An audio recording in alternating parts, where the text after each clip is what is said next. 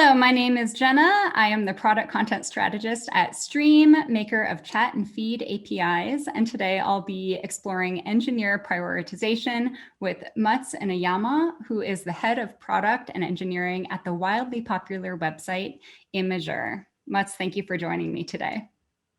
Thanks for having me. I'm really excited. So to start off, could you describe your current work at Imgur? What is the platform exactly, and what does your job as VP of Product and Engineering entail? Yeah, so Imgur is a user-generated content entertainment destination. So we're really known for having a very vibrant and active community. And people post things from memes to funny videos to funny GIFs, even screenshots of things that they've seen that are really funny. And then people share it with each other and they talk about it. Great. And what do you specifically do on a weekly or even a daily basis in your work? Yeah, so as you mentioned, I'm in charge of both product and engineering.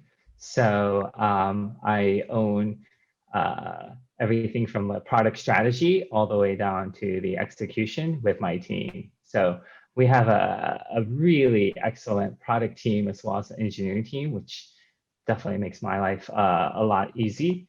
Yeah, so we are always looking ahead to see what's happening in the marketplace, what's happening with our users, and trying to figure out what the next features that we should build. And then we try to execute like heck. Yeah.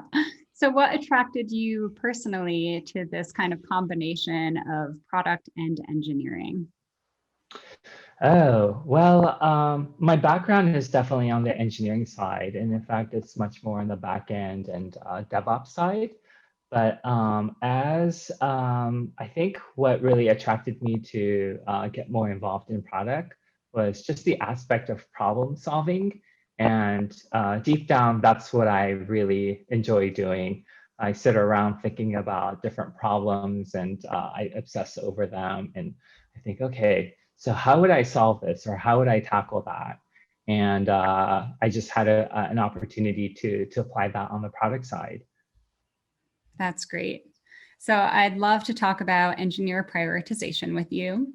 So when you are faced with more projects and deadlines than your engineering team could possibly handle in a finite amount of time, what are your top strategies and tactics to kind of make those build decisions? Yeah, that's an excellent question. And I think it's different from for every organization.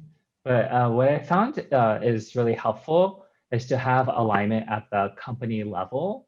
And super helpful if you can get the leadership, the execs to align on what the priorities are.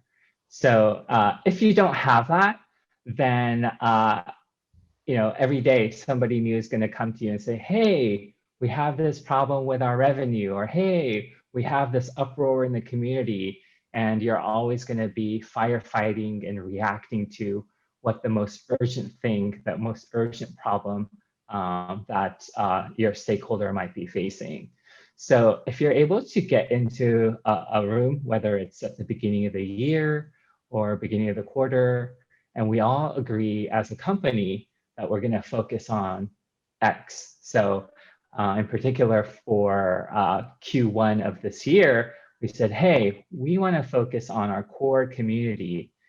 We've noticed that our happiness score using a tool called Delighted has declined in the last year. And sure, there were some external factors like, oh, there was a lot of angst about the pandemic, of course, the election. So we knew that some of the factors were external, but we really wanted to focus on one thing, which was our core community. And so once we were able to align there, I think we were able to say yes to certain projects, but also not to say no, but to say we'll come back to that. So yes, but later would be an answer that I would try to give. So that's one.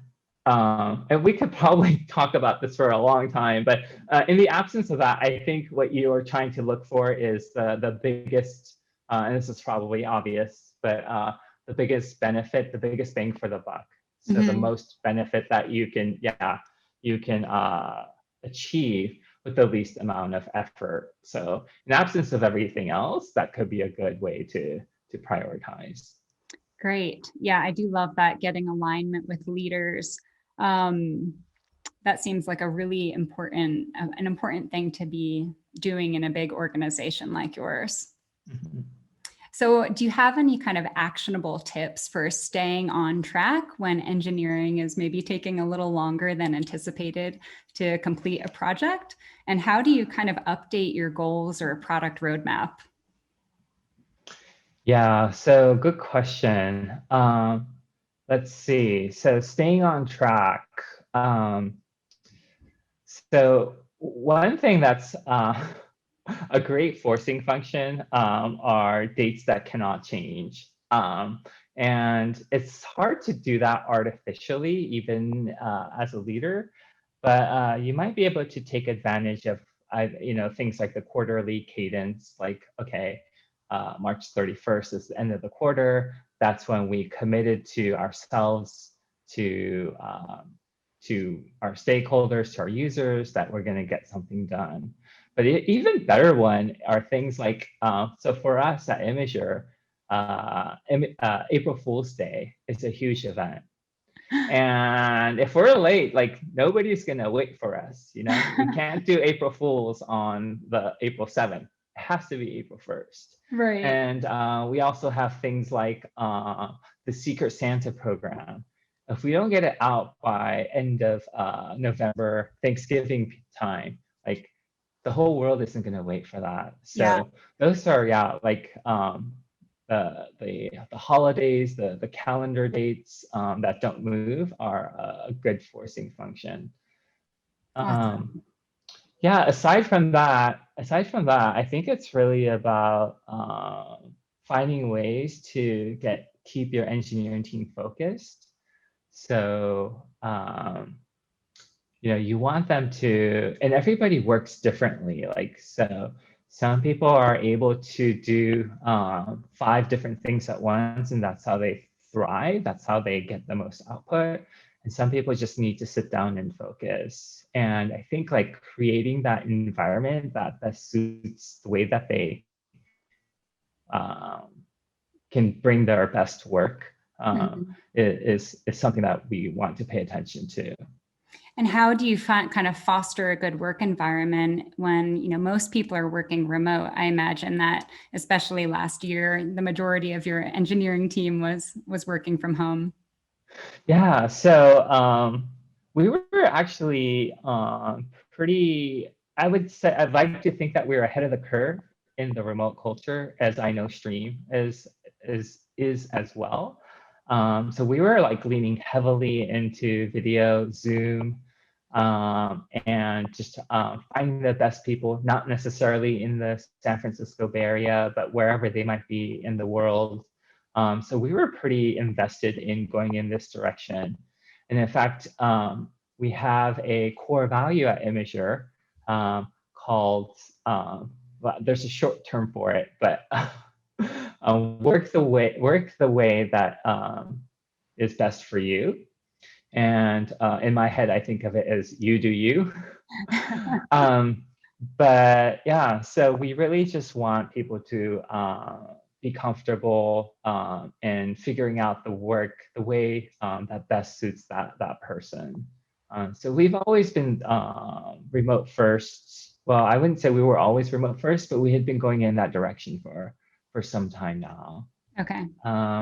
One thing that I know is controversial on LinkedIn, because I've seen some debates, and but we do have a culture of making sure that when you're on Zoom, that you keep the camera on, so Hmm. that you can see the facial expression. You can actually make eye contact, at least virtually, and we think that actually makes a difference. Yeah. And we're not.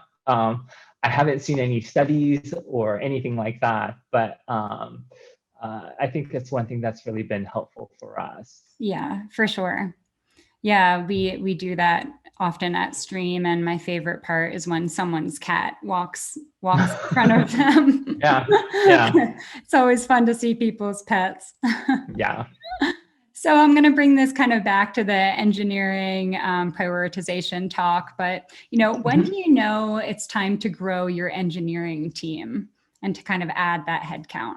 Uh, yeah. So that's another fantastic question. So this is probably not what I would necessarily recommend, but um, I find that if you try to get if you try to stay too far ahead of that, then you can run into problems.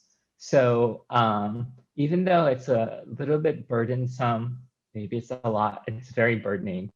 I do wait until it's very evident that we need to grow in a certain way.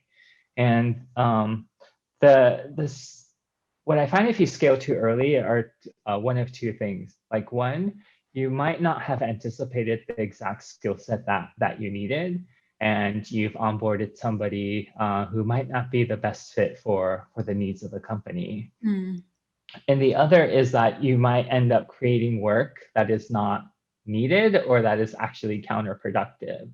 So every time there's an employee, there's more like one-on-one meetings that have to happen. There's a lot more communication that has to happen, and so I think there's an additional overhead and cost that may not be accounted for every time you add an employee. mm, On the other hand, if you don't, then yeah, burnout is very real, especially in the work from home environment. So um, you do want to respond to that as quickly as possible. And you don't want to get into a point where the team is so overworked that they can't even like interview or they can't even do the recruiting, go through the recruiting process. right. And we've definitely encountered that situation where it's like the wheels are falling off and there's like the team just like there's not enough bandwidth to even bring a new person onto the team. So that's definitely what you want to avoid. But somewhere in between there, I think is where you want to be. Definitely seems like a balance. Yeah. And my last question, more broadly, do you have any further time management tips for either new or seasoned product managers? Oh gosh.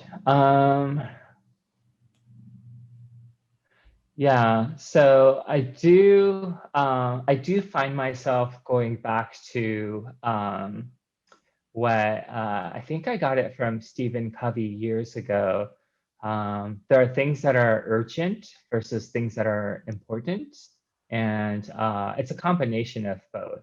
So some things just have to be dealt with right away. Like for us, maybe it's like a site-wide outage. So that's both urgent and important because it's important for the business. And then there are things that are uh, maybe perhaps not urgent, but very important, like spending time thinking about your product vision, building a product roadmap, preparing a presentation to communicate to the team. Uh, Things aren't going to go on, catch fire if you don't do that right away, but you do have to make time for that. And I think especially what I see in the product management environment today is there's a lot of focus and emphasis on execution. Hmm. And you do have to make time for that longer term vision. So yeah, my suggestion or advice for other product managers would be to make sure that you're creating a space for that. Wonderful. Well, thank you again for taking the time to chat with me today. I really appreciate it and have a good rest of your week. Yeah, this was great. Thank you so much. Thanks. Bye bye.